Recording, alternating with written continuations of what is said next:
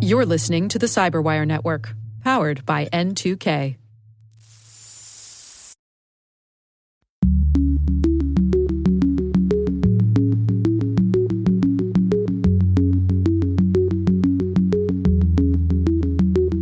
We've come from punch cards and BASIC as a language and COBOL as a language to a need to create a separate branch of the armed forces because of the inherent complexities of cybersecurity.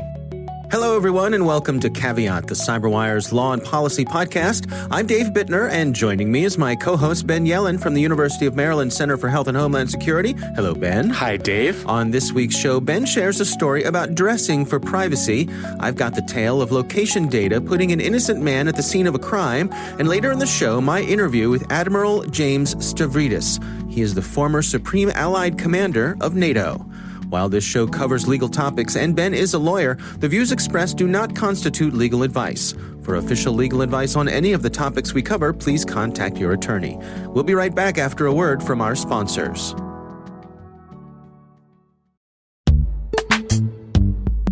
This episode is brought to you by Palo Alto Networks, the leader in cybersecurity. As AI-driven attacks increase, organizations can't afford to have network security that's stuck in the past. Discover how Palo Alto Networks can help you predict what's coming and proactively secure against it with a zero-trust, AI-powered network security platform built to secure whatever, whenever, wherever. To learn more, visit paloaltonetworks.com/network security platform.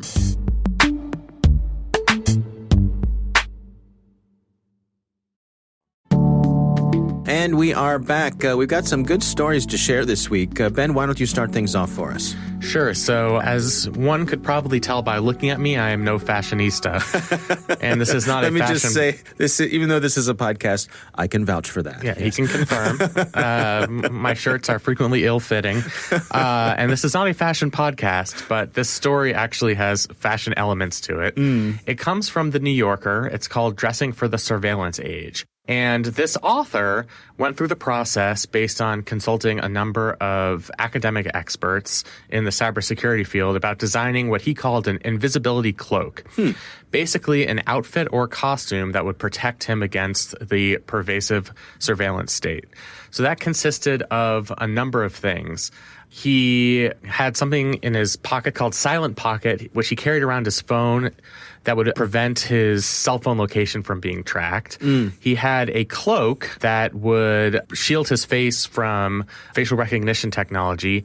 He had another item of clothing that would protect him from license plate readers, and so on and so forth. So based on consultation with experts, had protected himself via his clothing from a number of surveillance techniques. One thing that was particularly interesting about this is the clothing itself, or the items that he used to protect himself, were designed by artificial intelligence. So it's the artificial intelligence that's figured out how to recognize people. They've figured out the surveillance tools, which pixels to look at to recognize people.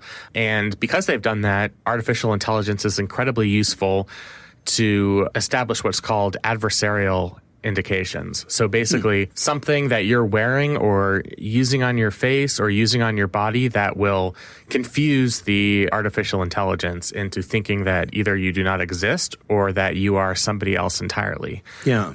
This fascinates me because, as the article points out, the researchers aren't exactly sure why certain patterns throw off these automated readers, because they view things differently than humans do. And so they find these patterns that seem to work, and they're not always sure why. That's a fascinating and perhaps slightly unsettling reality, I suppose. Yeah, and I think it takes a lot of trial and error to figure out exactly what these machine learning technologies are recognizing. To our eyes, things are relatively simple. We process images based on what we've already seen. I think this article goes through example of, I see a cat, my brain is triggered, I recognize that as a cat because I've seen a cat a million times. Right. Probably too many times. But, machine learning and artificial intelligence doesn't quite work that way.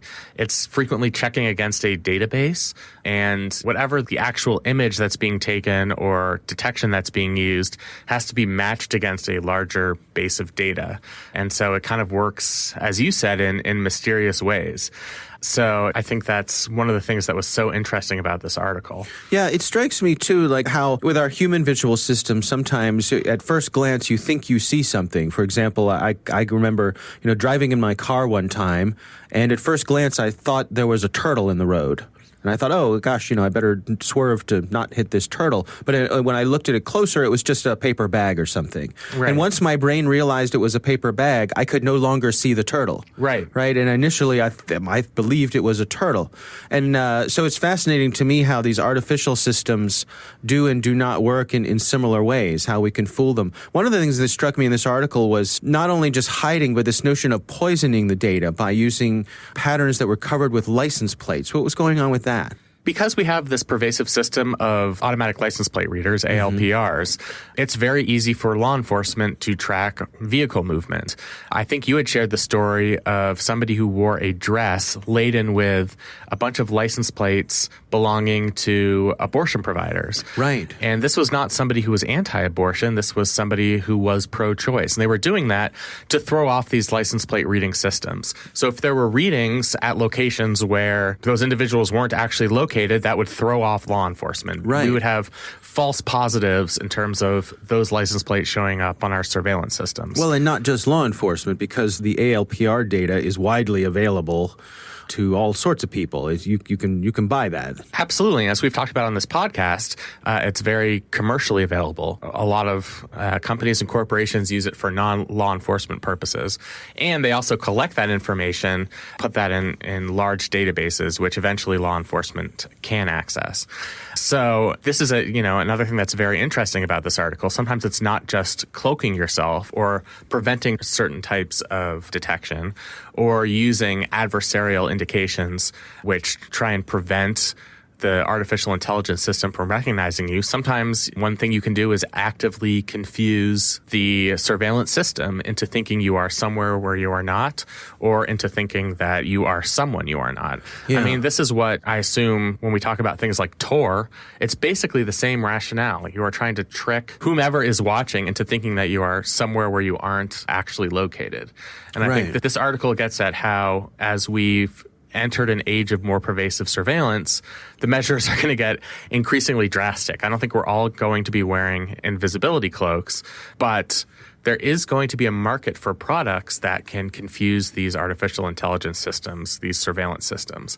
And one thing I think I mentioned to you is we need that market to exist because our legal system is so far behind in protecting people against these types of surveillance techniques, protecting people's personal privacies. If the legal system is not going to fulfill that role, then the private sector has to step in and create a marketplace for things that can protect people's personal security.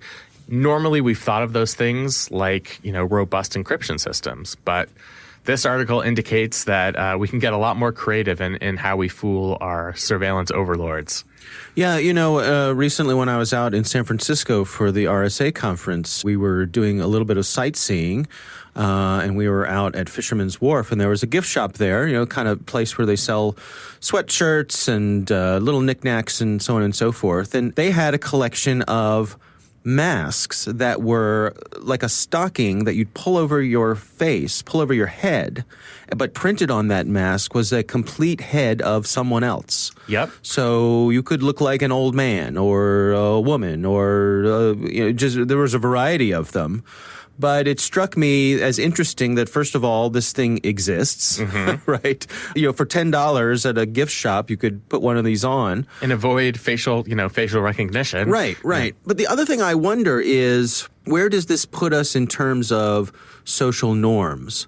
In other words, if I'm walking down the street and I see somebody coming down the sidewalk who's wearing some sort of disguise or mask, that's probably going to put me ill at ease. Yeah, I think the author mentioned it in the context of this piece as well. One of the experts he spoke to was basically like, look, you can go on the street with a bunch of tinfoil, attached to your body and your head, and that may actually prevent certain types of surveillance. You could be wearing a full tinfoil bodysuit.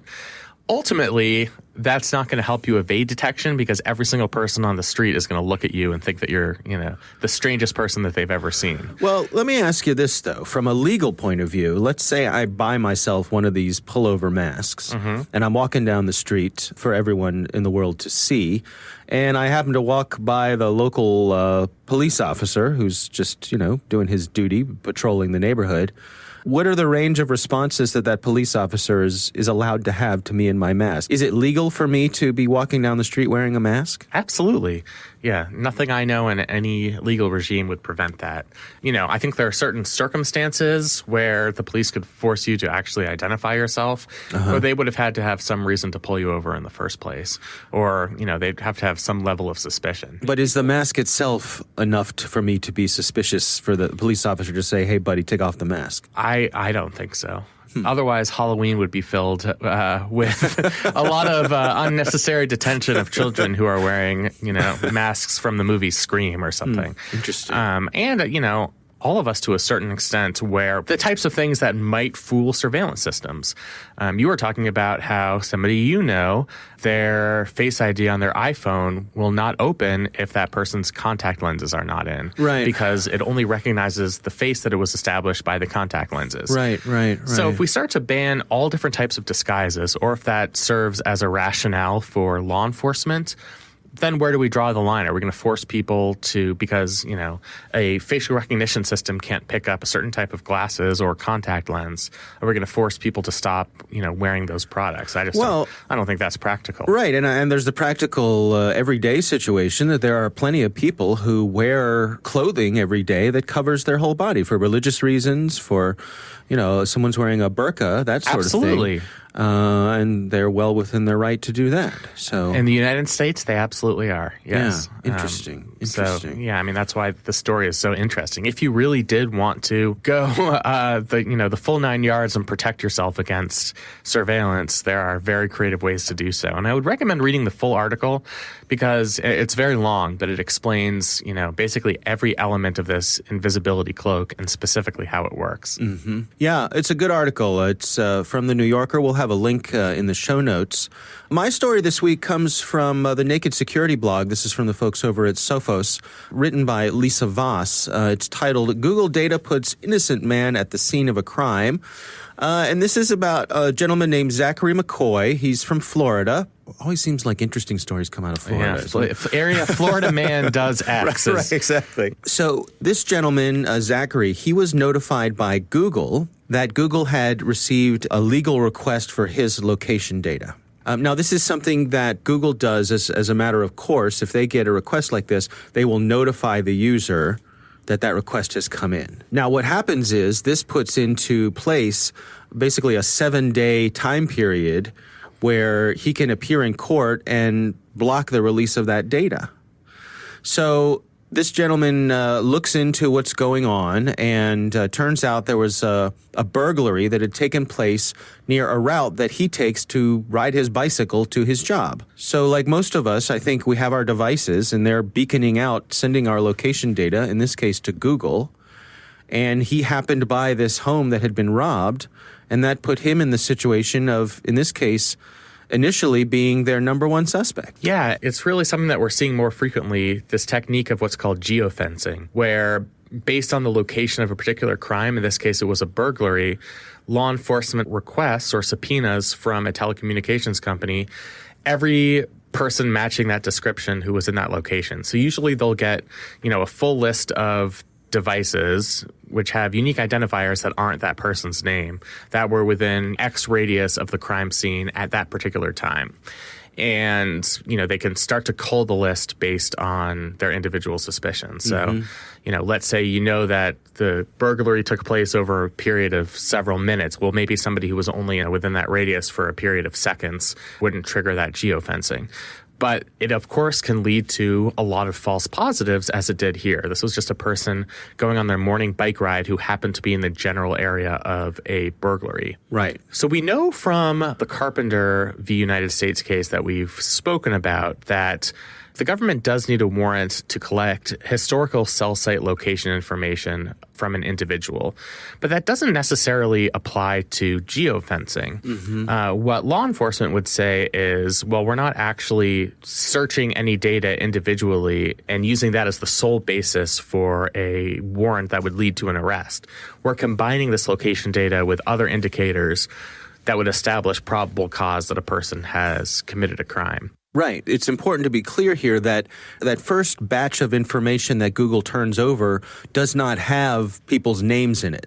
It has identifiers. Right, like the phone number, yep. Doesn't say who they are. Yeah, so that might be one sort of mitigating factor of geofencing. On the other hand, this person had to go through a pretty significant ordeal because Google sent this person a form letter saying basically you have 1 week to issue a legal challenge against this geofencing. Right. Otherwise we, as is our obligation, are going to turn this information over to law enforcement. And I will say, I think a lot of companies do this, but it's not universal that they'll notify the consumer if they've received a subpoena from the government. So I think, that's commendable on Google's part. Right. But this person had to go through a lot. They hired an attorney, went to court, went to establish a case. I guarantee you most people do not have the resources to engage in that activity in the period of a single week. Most people will probably just have to accept the consequences. They'd get this notification and just hope that there isn't other false evidence that would lead to this person's arrest. If we take law enforcement at their word that they're not going to arrest somebody just because they showed up in a geofence search, then it's unlikely that this person would have been subject to arrest. But without those assurances, without knowing that 100% of the time they're actually culling other evidence to prove in front of some sort of magistrate judge that a crime had been committed, without knowing that that happens all the time, I think it'll leave people nervous when they get that type of letter from Google. Are there any cases that you're aware of that are making their way through to push back on this, or anybody trying to say that geofencing is as out of bounds for the Fourth Amendment and so on? Yeah. So there are a lot of privacy and civil liberties advocates who have been fighting against geofencing for years. I know the Electronic Frontier Foundation, the ACLU have been at the forefront of challenging geofencing. There have been some district court cases, but there hasn't been any sort of agreement among higher federal courts as to whether geofencing violates the Fourth Amendment. And until we have that sort of definitive ruling, we're going to see geofencing continue because I think it is a effective law enforcement tool. From law enforcement's perspective, you're limiting the universe of people who could have committed a crime. So it's a good way to rule out suspects. Right. If there were only X number of devices within a certain proximity of a burglary, that's extremely helpful information if you're trying to narrow it down. Then you say, you have a description of a white male, in their 30s, and you can do good detective work, police work to figure out, which of the devices belong to people fitting that description, and you can sort of go from there. Yeah, makes sense. The article that we'll have a link to in the show notes also has information about how you can turn off Google's location history so that if you don't want yourself tracked using your, if you're logged into your Google account, you have the ability to turn that off. Of course, like so many things in this area, it is on by default. It is. And it's not just, Google that's tracking you if you have an Android device. It's the applications themselves that track your location for a variety of reasons. Right. I know we've talked about that in the past. It's applications you wouldn't necessarily expect. The one that gives you sports scores and weather, things like that. Yeah, exactly. Yeah. Again, the article is Google data puts innocent man at the scene of a crime. This is from the Naked Security blog by Sophos. We will have a link in the show notes. And those are our stories for this week. We would love to hear from you if you have a question for us. Our call-in number is 410-618-3720. That's 410-618-3720. You could also send us an audio file of your question for Ben or for me. And you can email us at caveat@thecyberwire.com. Coming up next, my interview with Admiral James Stavridis. He is the former Supreme Allied Commander of NATO. But first, a word from our sponsors.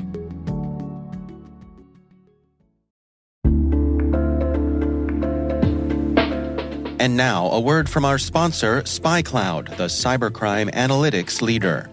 SpyCloud disrupts cybercrime by telling you what criminals know about your business and your customers, so you can take action to prevent ransomware, session hijacking, account takeover, and online fraud. SpyCloud constantly recaptures and analyzes new data from the criminal underground, including credentials, session cookies, and PII siphoned from malware-infected devices.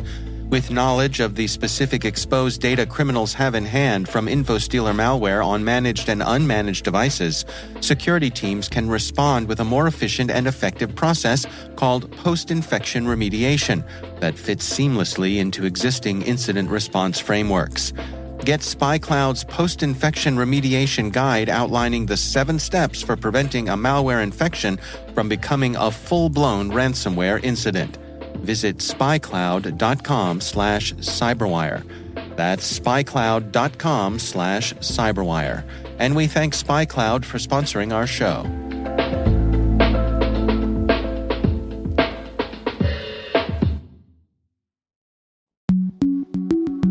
Ben, when I was at the RSA conference, I had the pleasure of speaking with Admiral James Stavridis. He is the former Supreme Allied Commander of NATO. He's a retired 4-star admiral in the U.S. Navy.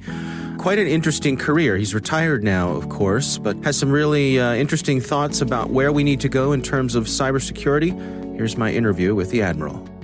I think from a business perspective, the vendors, the various actors who are here representing an entire ecosystem recognize that because of the threat that's out there in cybersecurity, they're in a growth industry. And so particularly at the moment, Dave, as we head toward the 2020 elections, there's a vivid example of why we need cybersecurity. And so it's a pretty upbeat crowd. It's also a hard partying crowd. It's a great conference to come to. I go occasionally to Davos, the big global conference in Switzerland, which is very stuffy by comparison. This is a fun crowd. Interesting. Can you give us a little bit of perspective from your history in the military and now in the private sector, the things you've seen, the growth and evolution when it comes to cybersecurity in the government space, in the military, and so forth? Yeah, just to give you my personal history, which is a bit of a trajectory of this, I suppose. In the mid-'70s, I'm in Annapolis, and into my classroom walks Rear Admiral Grace Hopper, Amazing Grace, the mother of COBOL. And she's there to tell us about COBOL, this magical way of communicating with a computer. And, of course, we do it with paper punch cards to make very simple commands. So that's the mid-1970s. Now, flash forward to today, at every step of my career, I've seen the deeper and deeper engagement of the Navy and the other services to where we are today, which is, in my view, it is so complex and so central to everything we do that it's time for us to have a cyber force. Just like we have an Army, a Navy, an Air Force, and a Marine Corps, I think it's time for a cyber force. So we've come from punch cards and BASIC as a language and COBOL as a language to a need to create a separate branch of the armed forces because of the inherent complexities of cybersecurity. So where do you suppose we find ourselves today, taking the temperature of how things are in the DoD and the government sector?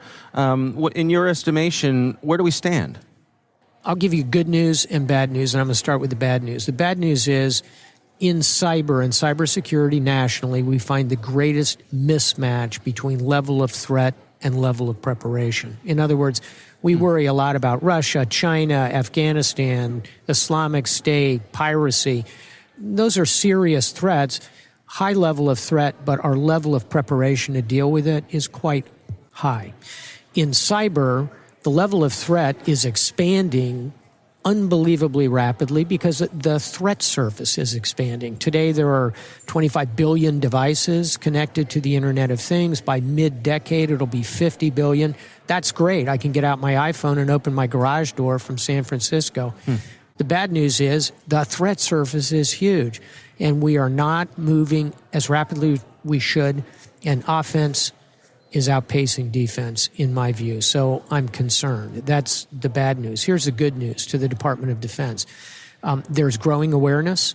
There's growing expertise. We are moving toward the idea of a cyber force.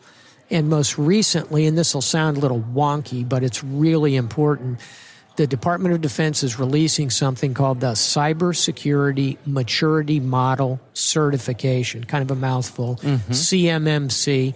What it is think of it like karate. It's a series of belts that you have to attain if you're going to do business with the government. So level 1 is very basic. Think of it as a white belt. You got to know what a phishing attack is. You got to have a basic resiliency plan. You have to be able to coherently reconstitute data. The levels go up to level 5. If you want to do serious business with the government, you got to be a level 5. That means we're going to force standards on the, glad you're sitting down, 300,000 companies who do business with the Department of Defense. That's called the Defense Industrial Base. It's an unregulated zone in terms of cyber. The department is about to regulate it. It's a profoundly good initiative. How do you suppose that transition is going to play out? And how long is it going to take? It's starting almost immediately. By early summer, if you want to participate in a request for information, so-called RFI, you have to have the basics put together. By October, if you want to be in an RFP, which is pretty serious, request for proposal, that's where you're actually presenting a bid, if you will, to the government.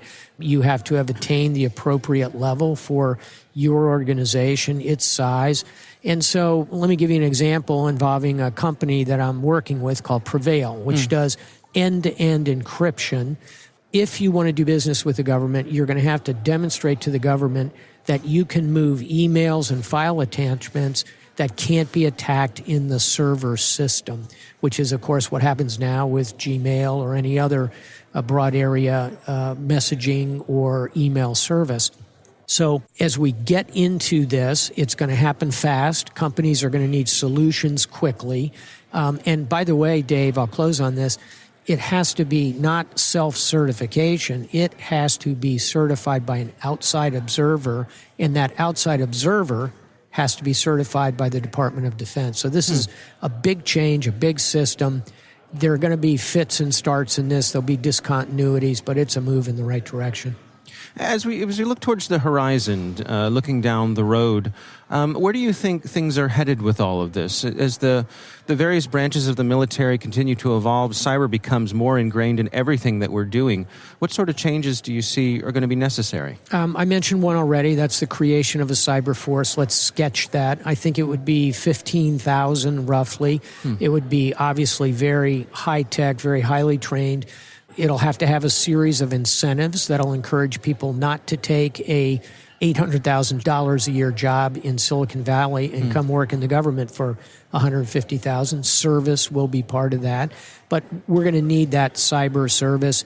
It'll be between 10 and 20,000 people and a budget of $10 billion, maybe $15 billion. Sounds like a lot, except we have today in the Department of Defense almost 2 million people and a budget of $780 billion. So this is, in my view, a very prudent investment. So number one, a cyber force. I think number two, this is slightly technical, but it's a command and control issue that I think is important. I think it's time to separate the National Security Agency, the NSA, and U.S. Cyber Command. Currently, those two are not exactly merged, but they're both controlled and commanded by a single individual, currently General Paul Nakasone, before him Admiral Mike Rogers, before him General Keith Alexander. One military four-star officer who runs both the NSA and the U.S. Cyber Command. That's a mistake. The span of control is too big. NSA's mission is surveillance, essentially. It's intelligence mission. It's a Title 50 organization, quoting the law. Whereas U.S. Cyber Command, obviously, is a warfighting Title 10 military organization. Should be a four-star general or admiral commanding U.S. Cyber Command. The NSA should be commanded by a civilian. Why? Because it touches the most fundamental issues of privacy and surveillance in our national life. My view, not appropriate to have a military officer in charge of that. Ought to be a lawyer or a tech expert or some combination, someone who's trained in both those disciplines. And it ought to be recognizing that that mission is critical to our national security, but also has extreme sensitivities when applied, for example, here within the United States. So that's a second big change that's coming along. And then third and finally, I haven't really talked about this at RSA, and I haven't heard a lot of people mentioning it, but I think the big change that's coming is the addition of quantum computing, which will be an entirely new level of cryptography. It will require fundamental changes in both how we process information, but more critically, how we protect information. And we don't have time on this wonderful, brief podcast to get into it, but, chess, checkers, Go, quantum computing is an entirely new game. I can't even give you an analogy. It's an utterly different level. It moves us away from bits and ones and zeros to a world of infinite positions atomically, and therefore induces entirely new ways to conduct everything from cryptography to all the mechanisms that we talk about here. So there are three things that I think are kind of coming along, and I gave them to you in chronological order. I think we'll have a cyber force first, then I think we'll end up splitting NSA and Cyber Command. Quantum computing is more end of the decade than the first two things I mentioned. I have one more question for you. The world that you come from, which is a world of aircraft carriers, of fighter jets, of soldiers, tanks, so all of that that hardware requires large investments. The best people designing them, operating them. The soldiers that we have trained are second to none. But that is all visible. That is all you can look into the harbor and see an aircraft carrier, and there it is. And so in terms of expressing our nation's strength globally, those things are very easy to see.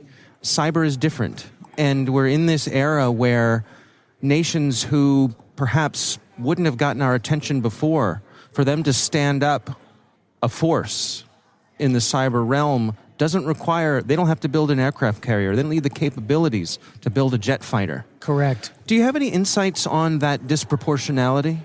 I think another way to phrase the question is, if you'll permit me, is do we still need all that massive, old line, hyper expensive equipment, or can we do all this with cyber? And unfortunately, I think we're going to continue to need some level of those legacy systems. But here's the mistake people make. They tend to think of it as an on and off switch that only has two positions. Either, we just need all that big, beautiful aircraft carriers, or we're just going to do it all with cyber. Think of it more like a rheostat, like a dimmer in your dining room.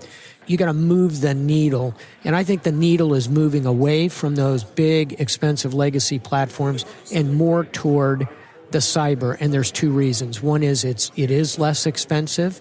We need it to defend our systems, and critically, our opponents are doing it. And so we may find ourselves in very contentious situations in the cyber world. We got to be prepared for that.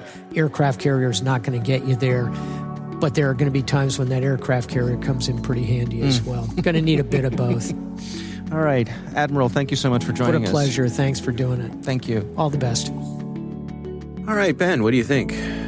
First of all, I wanted to thank the Admiral for joining us. It's always good for us and for the podcast to hear from somebody who's had such a great sphere of influence, and thank him for his service as well. Yeah, I think it was particularly interesting for him to talk about how it would be preferable for a civilian to lead U.S. Cyber Command and the National Security Agency, just because it's less of a tactical military position and more of a policy position. You have to take into consideration the balance of security and privacy, and you also have to be somebody who can work with different nation states and other malicious actors in order to mitigate the effects of cyber attacks on our country. So I thought that was a comment that stood out to me. I also loved his karate metaphor for how the government does business with or contracts with particular organizations based on their cyber security capabilities. And you get a white belt if you comply with, basic best practices. If you use the full NIST framework, then you've reached a black belt, which in real life I have never been lucky enough to attain. So I thought that was particularly interesting as well. Yeah, interesting to me that he's proposing this notion of a cyber force.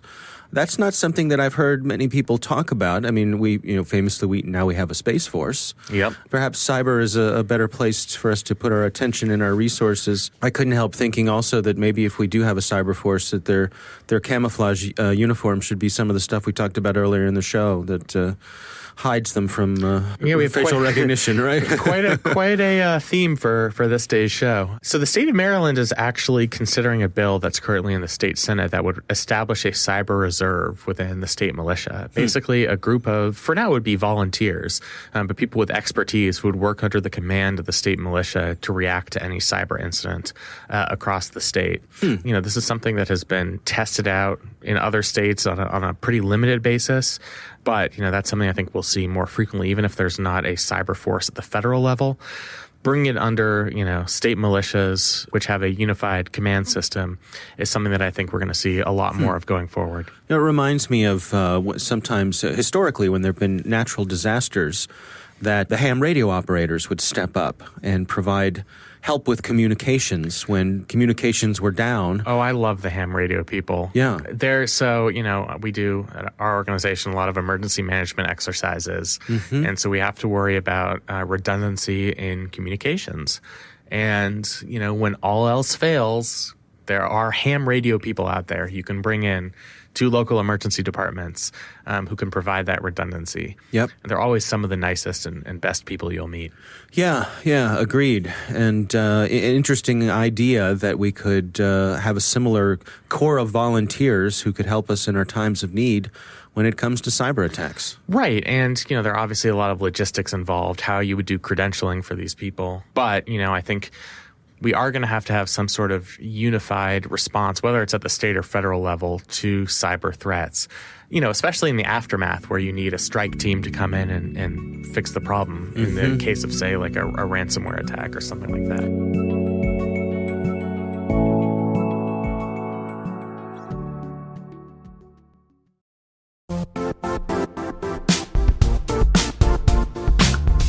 Now, a word from our sponsor, the Johns Hopkins University Information Security Institute, currently seeking qualified applicants for its innovative Master of Science in Security Informatics degree program. Study alongside world-class interdisciplinary experts and gain unparalleled educational, research, and professional experience in information security and assurance. Interested U.S. citizens should consider the National Science Foundation's CyberCorps Scholarship for Service program, which covers tuition and a $6,000 annual professional development allowance, as well as providing a $37,000 additional annual stipend. Apply for the scholarship and the fall semester by March 1st. Learn more at cs.jhu.edu/MSSI.